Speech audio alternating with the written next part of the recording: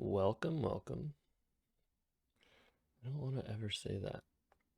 I'm going to try to never say welcome, welcome. So many people say that.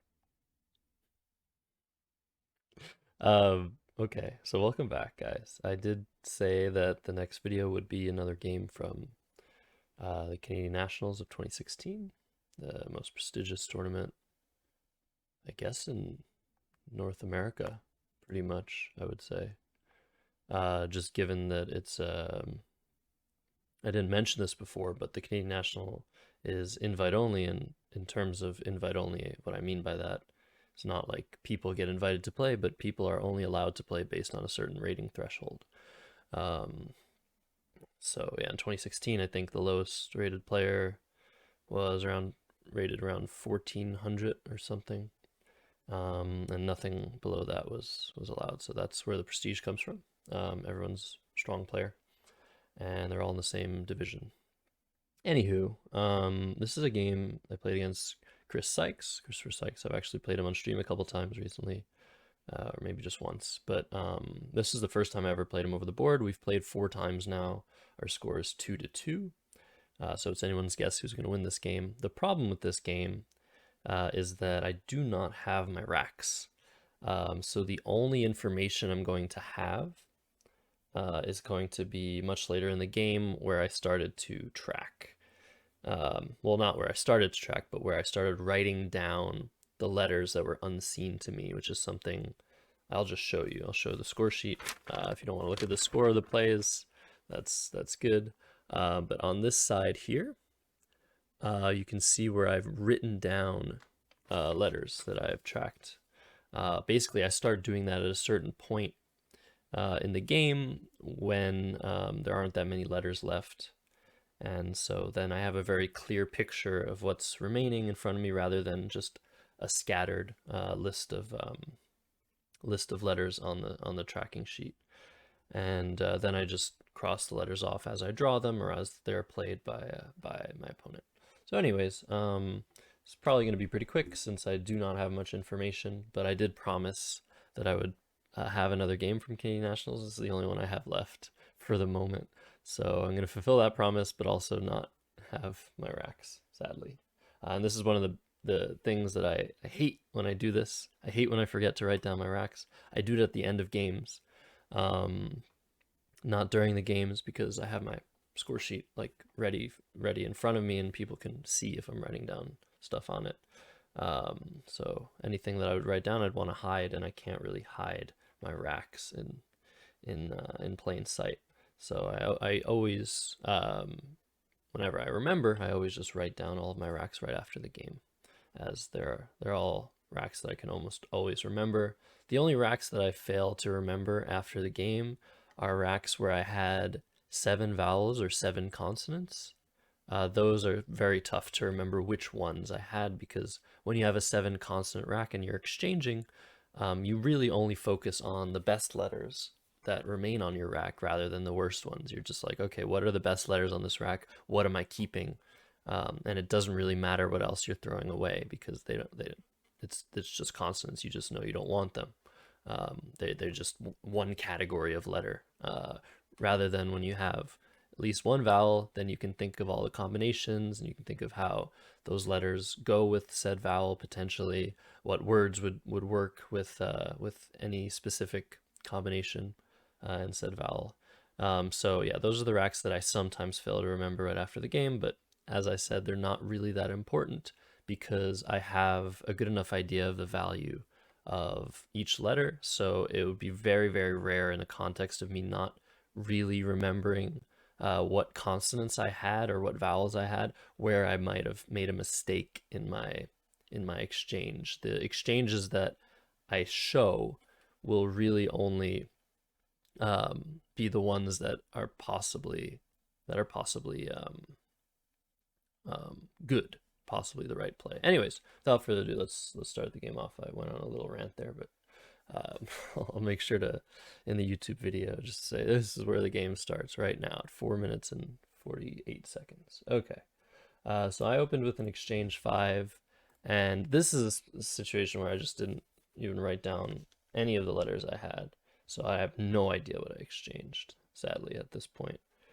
Um, Now, Chris plays CWM here, Kum, which is the hardest three-letter word to spot. So already a very nice spot by Chris. It's very, very difficult to see this word because it doesn't contain any vowels. I would say it's the hardest three-letter word to see. So there it is, and I follow with cuz. It was interesting that he placed Kum where he placed it. The reason he did this is most likely because the M can be overlapped by consonants, can be overlapped by a Y, can be overlapped by an M and an H.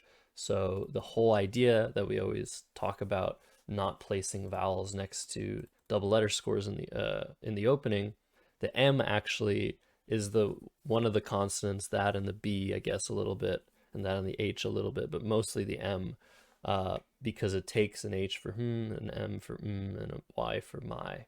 And as a result of that, it's actually not super defensive. There's a decent chance that your opponent has one of said letters to go both ways and score some points. So that is the reason I think that Chris did that.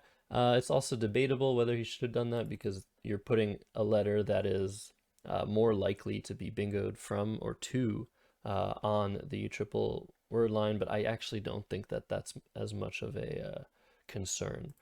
There's also a concern, like potentially I have QIS or Zaz or something, easy 50 points or 45 points, that is no longer available now that you've shifted the play over one. So I think I like this position, although I do get a pretty good comeback of cause, which wouldn't have happened if he made any of the other placements. But that's just that is just confirmation bias. So Chris follows up with Aunt for 16. I end up playing Dev for 18. He plays Xiao for 30. I play Koji for 30 as well, and we're just both of us just trying to make plays and leave good racks and try to bingo first. And Chris strikes first and plays Dancers for 76. Yeah, this is where he played it. This is definitely better than the placement at K1, which not only scores 1 point fewer, 1 point fewer, 1 point less, one less point, 1 fewer point. Sorry. But also is way more defensive because you're not opening a triple, you're not opening the A next to this hotspot, you're not opening an N to play through, C to play through, and E to play through. Yeah, the only thing that can happen is maybe a bingo from the S that's not going to score anything. That might not have happened after this placement of Dancers. That's the only bad part, but really much better placement. And now here I played Blot for 22. So definitely struggling through some racks on my end, I think. Or maybe I missed bingos. We'll never know. And then after some thought, Chris played QI, and when he put the Q down, I was like, oh my god, I dodged a bullet. He didn't have another I to go with it. Because Koji, that was one of the things I didn't like about it, is it created this hotspot for a Q or an X that's going to stay there probably for quite some time. Luckily, Chris didn't have any word starting with Q, otherwise he would have played it for sure. Here, what did I do? I played Spent for 21. Okay, so I probably had another S. Yeah, I did have another S, and I wanted to set up a lane for myself. I'm down 70. And Chris plays Plafond for 30. Nice play. Keeps up the scoring pressure. I played Whis with another S for 35. Also trying to keep scoring. And this is still a thing. Then, yeah, unfortunately, the spot that Chris opened up that I couldn't use plays here. And I think playing Plafond is a sort of play that improves a lot when you pay attention to what your opponent has just done. So he sees I played Spent, so he probably can assume that I have another S with Spent. And when you assume someone has another S, that means you know one of their 7 letters. And if you know one of their 7 letters cannot go at this L1 spot, or this 1L spot, that means they are 1/7 or something uh, less likely, something like that, to hit this spot. But not only that, you can even go further and be like, he's probably keeping a bingo leave, and bingo leaves don't score anything. So I probably didn't have any scoring tiles with spent, and as a result, the play of plafond improves a bunch because I'm much less likely to spank this hotspot. I don't know why I used the word spank there, but I mean, it's relevant. Anyways, he spanks the hotspot with here, and I bingo with steamed. Um, oh, I had a no, I didn't have a blank. Yeah, I didn't. I played steamed here for 75. Yeah, I actually had it here. Oh, I think I probably. Oh yeah, I think I remember chickening out of this four-letter word. Oof. Yeah, so we can see I made a mistake.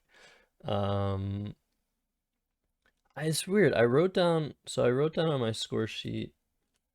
Um, I wrote down on my score sheet, as you can see right here at the top, um, a few alphagrams. I think it's because I played Whist and I turned over two of my three tiles, and I really wanted to wait until Chris made his play to turn over the seventh tile. This is like a superstitious thing. It's also trying to, I think it's sort of trying to not give any information, but you are giving information by not turning over a tile. Um, yeah, you're giving your information that you're looking for certain tiles. But yeah, it's a weird thing that I do. I learned it from an old clubmate of mine, Emmanuel Chiquan. He would do that. I don't really know how good of a tactic it is. It's probably not good, but I still do it. But yeah, anyways, in this position, I chickened out of Whis. It's definitely better to take the 4 extra points.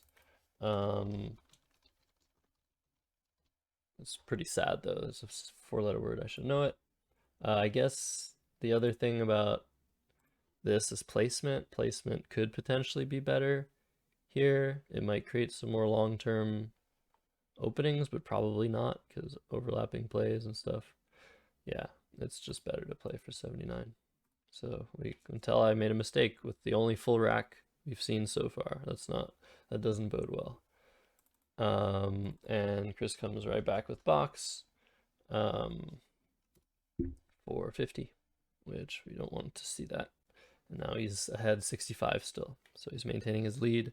But I actually drew very well. I drew right back into a bingo, played in layers. So did I miss cozy? Ooh. I don't know. I think this might have been a conscious decision.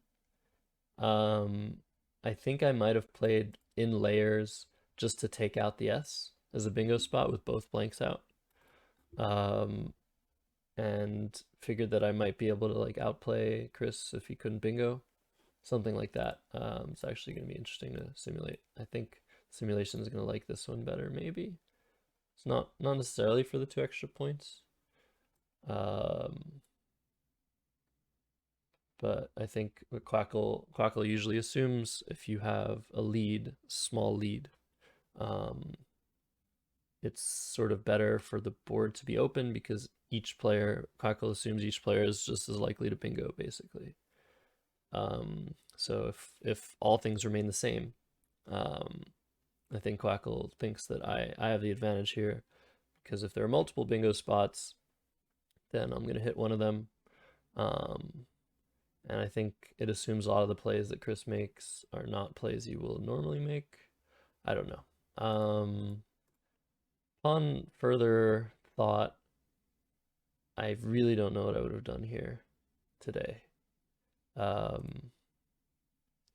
Take the points. I mean, the problem is if he has both blanks, I'm just losing regardless. Probably. So better just take a few more points. I don't know. I thought I can control the game after in layers. Not really sure. I mean, you have to have a plan, right? And my plan was don't open anything new. And if he opens stuff, then you can maybe counter open stuff. But it all depends on what I draw here. There are some U's lurking, some I's and G's lurking. Other than that, the letters are pretty good besides the V. Yeah, I don't really know. These are two completely different plays, I would say. This one takes out the easy bingo lane. This one creates a lot of opportunity for the board to reopen on the bottom, whereas the board's pretty dead on the bottom right now. Okay, so I played in layers. He played goo for 20. 4, 8, 10. That's not where he played it. He played it here. And now there's this marginal bingo lane from the O. There's a marginal bingo lane to the D. When I say marginal, I mean not super likely to hit or not very lucrative. So the D is not very lucrative. It doesn't hit any double words or triple letters or anything. And it opens a triple. It opens potentially this. The W is not likely to be the start of an 8-letter word. And the O is also not likely to be at the start of an 8-letter word. So these are what I'm dealing with, and that's actually something you don't really want to have on the board when you don't have a blank. So I still don't have the racks or the partial tracking here, but I played weeing for 36, took out the W, maintained my tempo advantage, try to play some letters. I didn't have a blank at this point. But yeah, I tried to play some letters to get closer to the blanks. He played FER for 45, very nice. And I think here's where I had 1, 2, 3, 4, 5, 6, 9, 10, 13, 16, 18. Yeah, here's where I had partial information. So we can finally determine what my rack is, I think.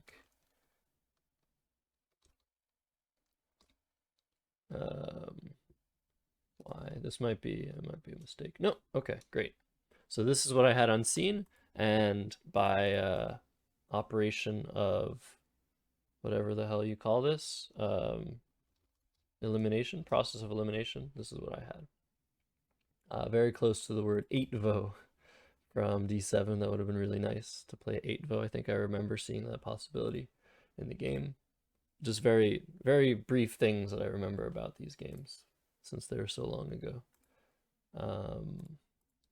Here I played O for 31. I couldn't really find anything to do. Yeah, I knew that I had to draw a blank. Oh yeah, there's still this lane. This whole lane that I probably have forgotten about. Like this entire game. Probably forgot about it. I'm really not sure what to do here. Avo. There's no way. Gavit. Gavit's interesting. Okay, we're back. For you, it was just an instant. But yeah, the engine that we use, Quackle, struggles a lot when there are 2 blanks unseen so late in the game. It takes a very, very long time to think.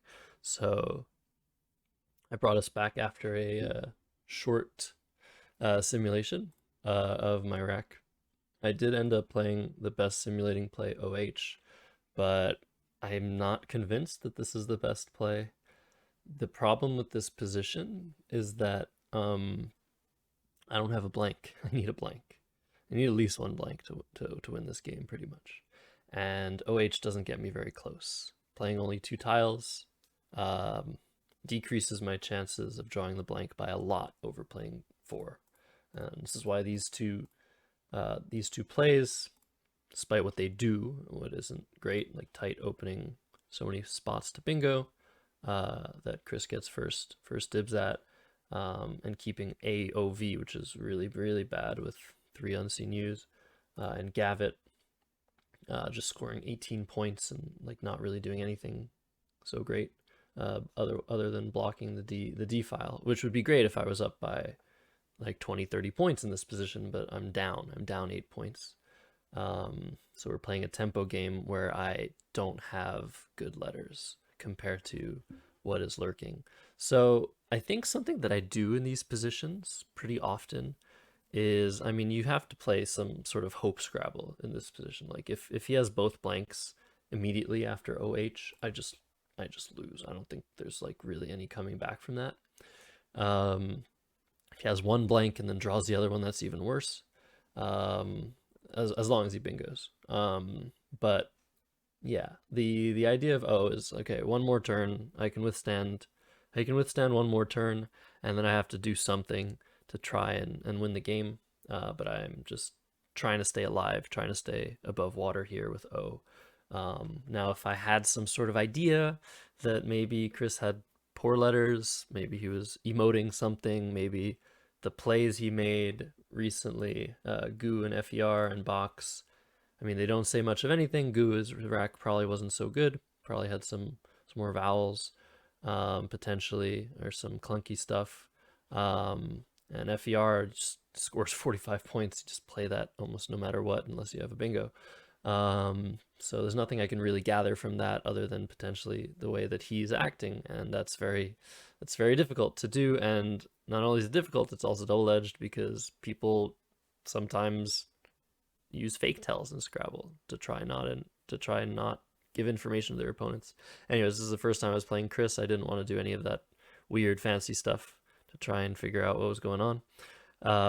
Just trying to make the best plays. And yeah, I played O, just hoping that I'd get lucky or that I have one more turn to make a play that created opportunities for myself, and then maybe he would mess up or something, because yeah, things aren't looking fantastic from here. But yeah, normally something I do in these positions, is what I was about to say, is I compare what's really, really bad for me for what's potentially good for me. So I'm like, okay, there are 3 I's, 3 U's, but there are also 2 blanks.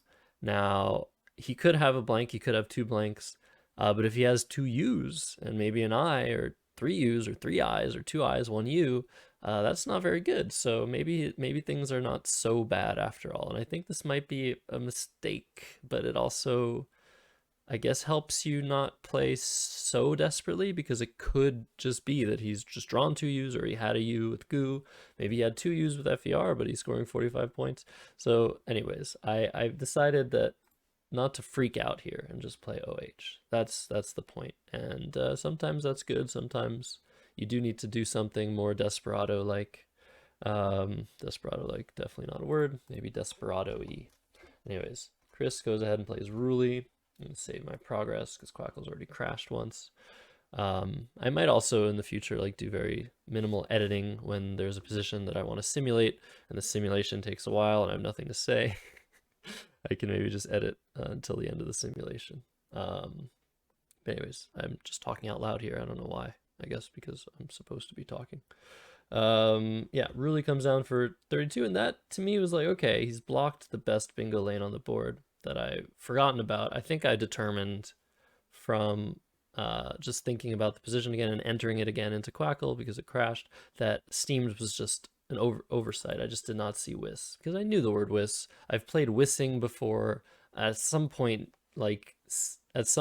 during the time around 2016. I played Whissing against Zev Kaufman in a casual game. I remember him challenging that word. It's a very long time ago.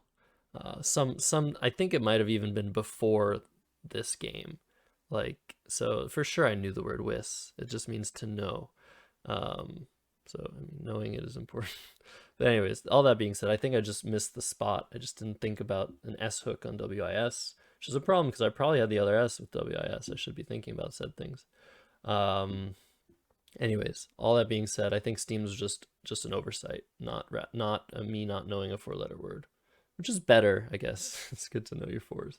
But I was happy that this was blocked. I definitely saw Ys. I definitely saw Whist, maybe Wisp, Wish, all these possible things. And my rack was now, let's see if I can do this. AEIL NPRRTUUY blank blank. Does that work? No. Oh, because he played Ruli. Yeah. That was before he played Ruli.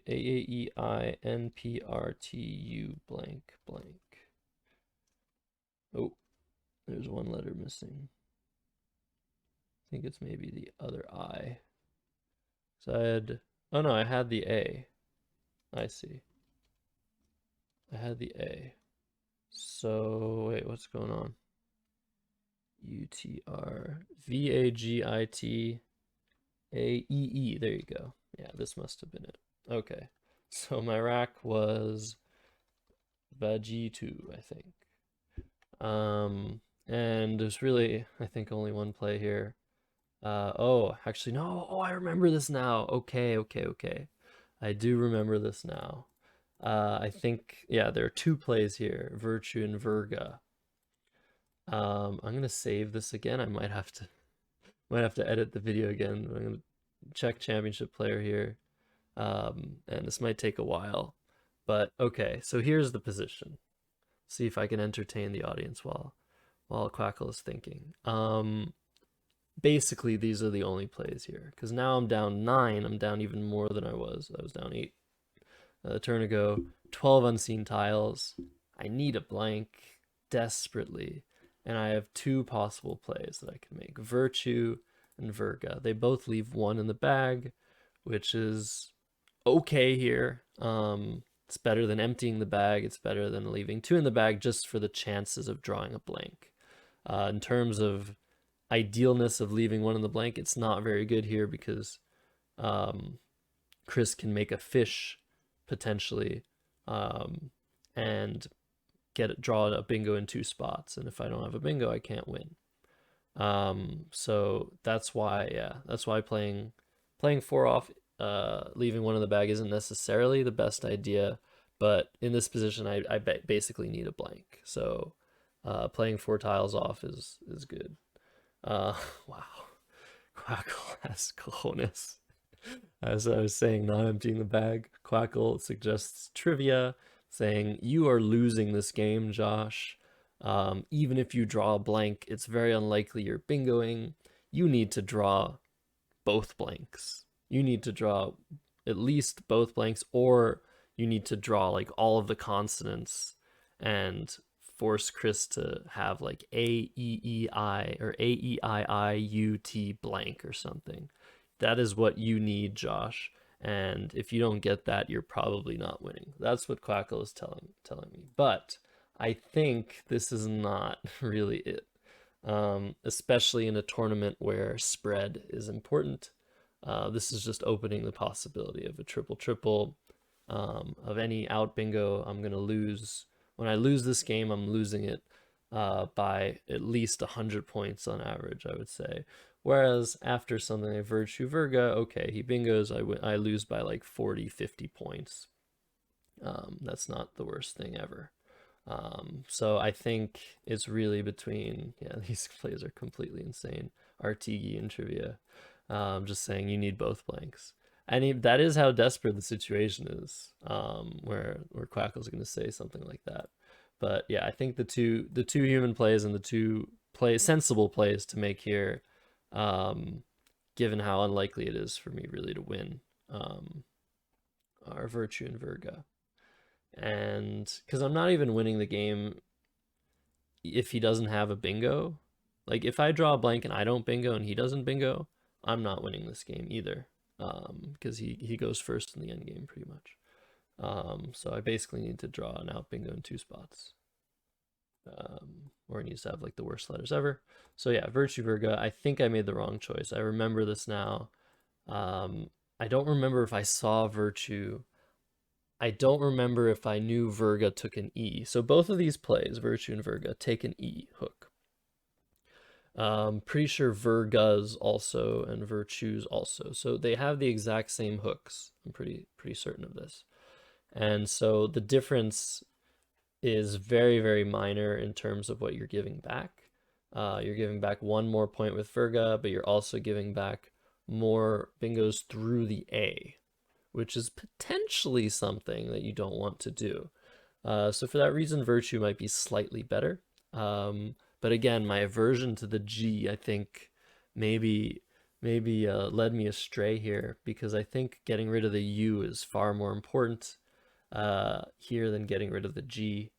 TUI versus AGI. I mean, they're both really bad, but AGI is going to help me, I think, more. I thought that ITU, I can draw some bingos starting in out. But the problem is, yeah, I don't know. I kind of need like something short of just short of a miracle here to win the game. And Virtue makes it difficult as well to fish off one tile. With Virga, you can put a letter here. Like, I was actually thinking, I think, about this in the game where he could just drop, if he doesn't have a bingo immediately, you can drop AI and then potentially have an out bingo in 2 spots. And spoilers, that's actually exactly what happens. But yeah, I think just for many reasons, Virtue is better. I would run the simulation to show you that I bingo more after Virtue.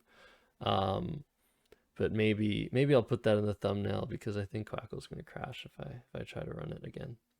But I think, yeah, the version to the G struck hard here, and I think I struck out. I should have played Virtue. And we discussed this, I think, after the game.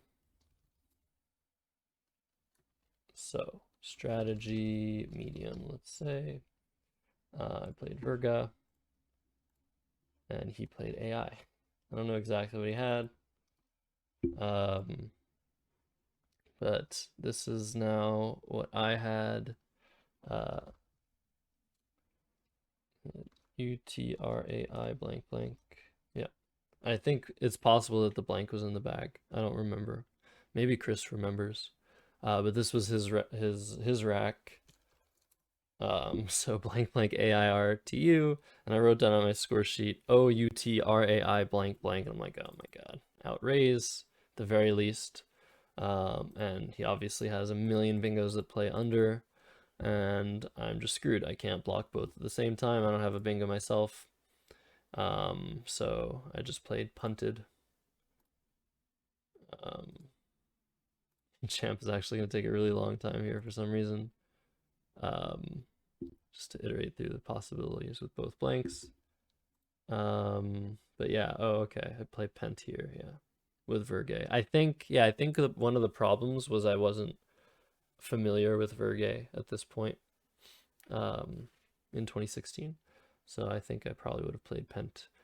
Also maybe I just played punted just in case I maybe mistracked, or just in case Chris failed to see his easy bingos from the O. I don't know. I was just still trying to kind of win, but this is a -4. 14B, Pent or Peen, game small. Yeah, sometimes it's worth sacrificing a few points in the end game just for tricks. I think this is probably not one of those times. But he plays outraise. I think maybe he played outrival, but I'm pretty sure he played outraise. I didn't actually write down what he played because I knew he was just going to bingo out. And that was it, 474 to 432. So actually this lasted a bit longer than I thought, given that I didn't have any rack information, but I guess I took advantage of that to talk about potentially other stuff, more general stuff and not specific stuff about this game. In any case, I'll see you guys next time. I hope you enjoyed, as always.